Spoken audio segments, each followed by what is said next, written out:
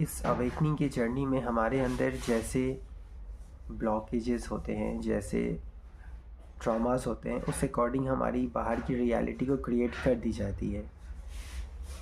अगर हम कहीं और जाके जॉब करते हैं तो वहाँ का एनवायरनमेंट को ऐसा कर दिया जाता है कि लोग वहाँ के आपको ट्रिगर करें, आपको कुछ ऐसा एक्टिविटी करें जिससे आप बहुत ट्रिगर हो जाओ, आप बहुत ह्यूमिलिएशन फील करो।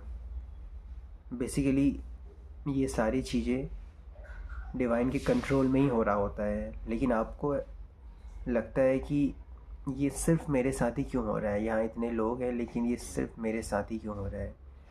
ये सब सिचुएशंस डिवाइन द्वारा क्रिएट किया गया है, क्योंकि जैसा सिचुएशंस आप फेस कर रहे हो एग्जैक्टली वैसा ही ट्रॉमास आपके अंदर है, जो उसको फेस करके ही रिलीज़ होगा। रिलीज़ होता ही इस तरीके से है कि आपके अंदर जो ट्रॉमास है वो बिल्कुल उस ट्रॉमास के तरह ही, जो ट्रॉमास आपने पास्ट में झेले हैं, बिल्कुल वैसा ही रियलिटी क्रिएट कर दी जाती है ताकि आप उसको दोबारा झेलो। और जब दोबारा झेलते हो तभी जाके वो रिलीज़ होता है।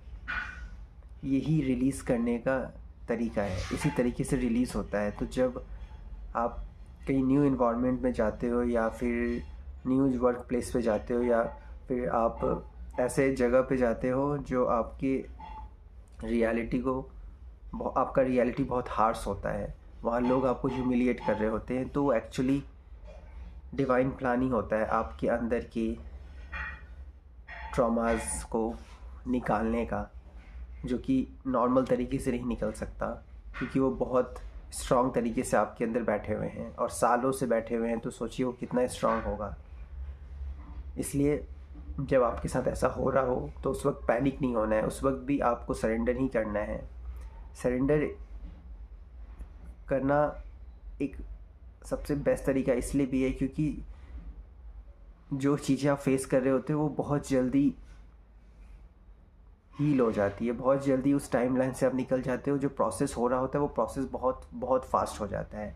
जब आप क्वेश्चनिंग करते रहोगे तो आप खुद को रोकोगे, उस प्रोसेस को होने से आप खुद ही रोक रहे हो।